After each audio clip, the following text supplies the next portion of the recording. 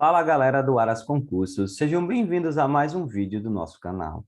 E hoje eu estou trazendo aqui para vocês a resolução da prova anterior de conhecimentos específicos do concurso da UFES. Vamos lá para a nossa resolução. 48. Nas empresas existem diversos tipos de estoques, que podem ou não ser mantidos em um ou diversos almoxarifados. Usualmente, as empresas possuem em sua organização 5 almoxarifados básicos, que são... Aqui a gente tem que ter cuidado, vamos ler direitinho para não errar, viu, gente? Almoxarifados de matéria-prima, matérias produtivas, ou materiais produtivos, estranho, né? Materiais não produtivos, estranho. Almoxarifado de matérias-primas, materiais auxiliares, manutenção intermediária, ou manutenção, intermediário e produtos acabados. Legal. Matérias-primas, materiais em vias, você vai ter um almoxarifado em via em processo, encaminhado, né? Então, você já vê aqui meio estranho. E essa questão, ou você tem decorado ou você tenta interpretar. Materiais-primas, insumos públicos, insumos privados, meio estranho também. Materiais de fornecedores principais, materiais de fornecedores secundários. Veja, será que tem lógica isso? Fornecedores principais, fornecedores secundários, separar os materiais por fornecedores, semicomponentes, componentes, materiais para o serviço. Veja que a letra B é a que mais tem lógica. Matérias-primas, materiais auxiliares, manutenção, intermediário e produtos acabados. Então, aqui nós temos justamente o gabarito como a letra B.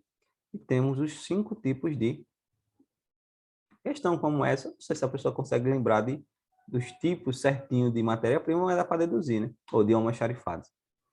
Mas são almoxarifado de matérias-primas, que é o material básico que irá receber um processo para transformação dentro da fábrica, materiais auxiliares, que participam no processo de transformação da matéria-prima, de manutenção, que são peças que servem de apoio para o equipamento, almoxarifado intermediário, que podem ou não ser restritos, isso é, possuir espaços delimitados e controlados, por isso tem um fator altamente influente no custo do produto, que às vezes o material, você pegou a matéria-prima, transformou a matéria-prima, mas ainda não está com o produto acabado. Então, é um almoxarifado de material intermediário.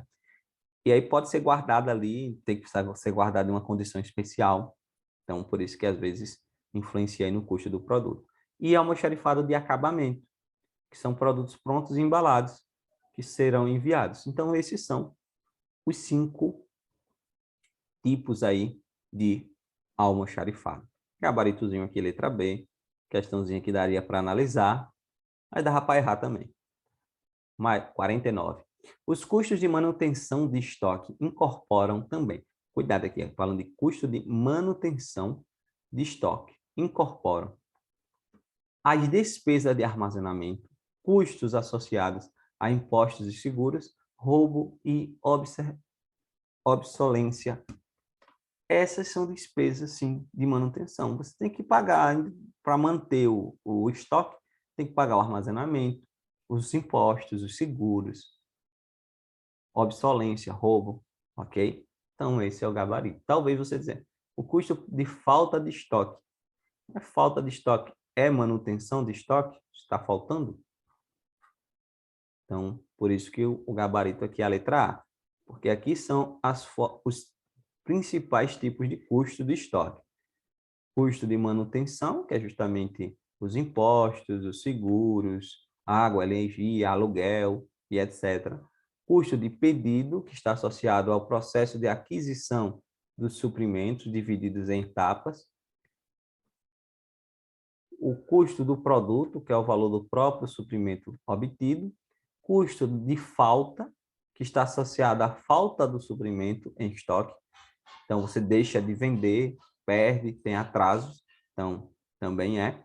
E o custo de serviço está associado à mão de obra utilizada no espaço físico do estoque. e o custo de risco, que está associado à perda dos suprimentos. Ok? Então, o gabarito aí é a letra A, que está falando da manutenção do estoque, que tem a ver com os impostos, tem a ver com seguro, com roubo, obsolência e etc. Questão 50. Para a movimentação dos materiais, são considerados 10 princípios fundamentais, entre eles o princípio da ergonomia, que consiste. Essa aqui, a gente tem que saber o que é ergonomia.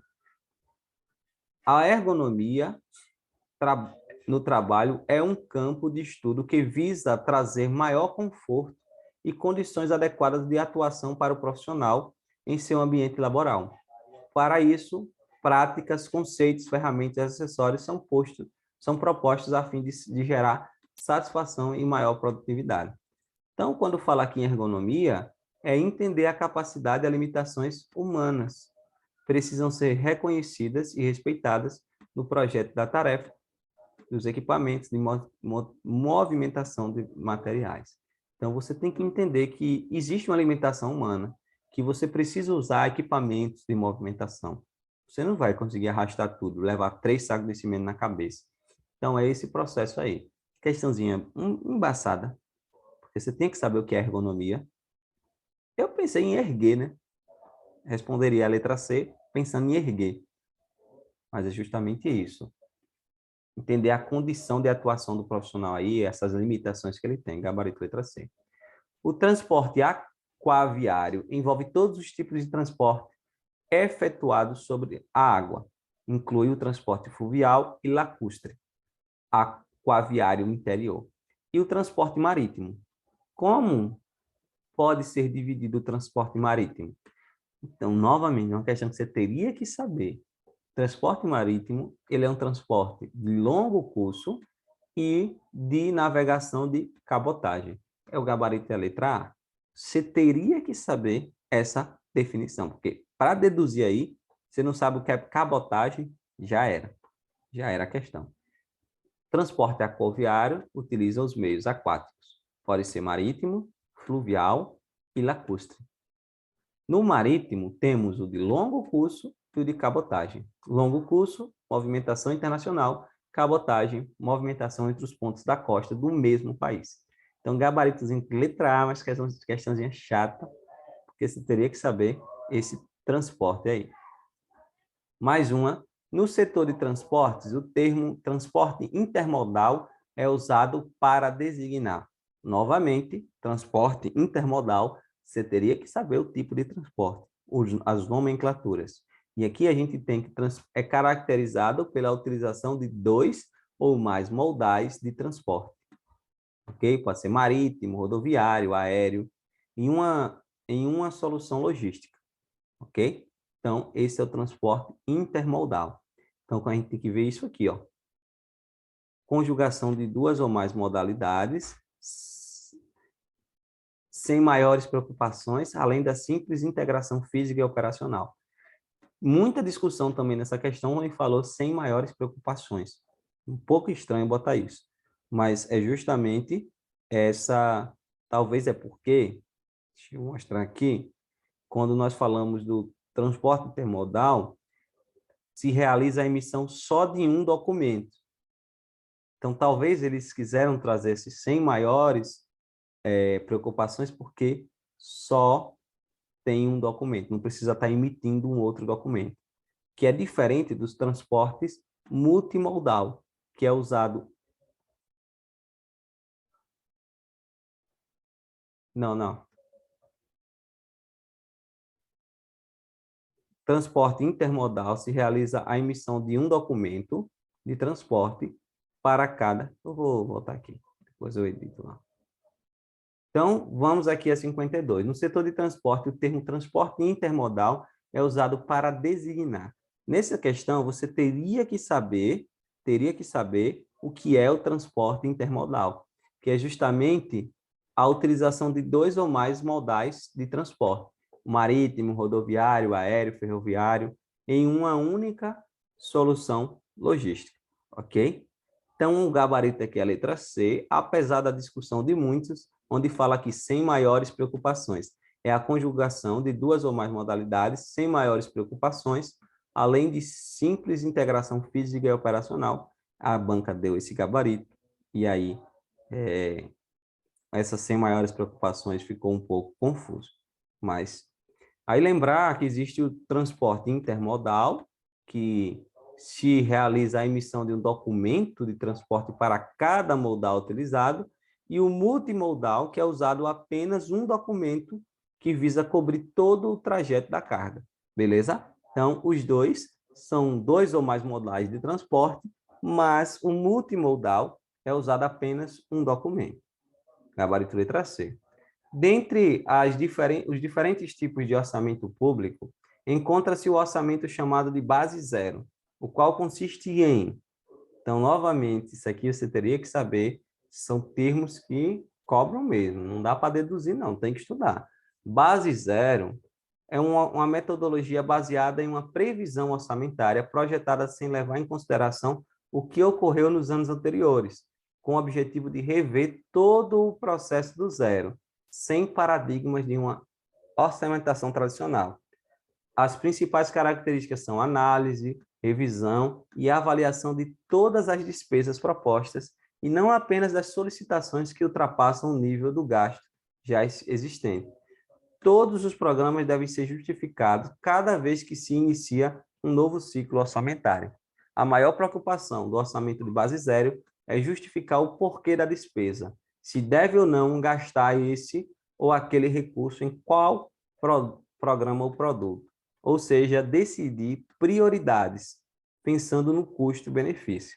Então, olhando lá as alternativas, nós temos que o orçamento de base zero, ele serve para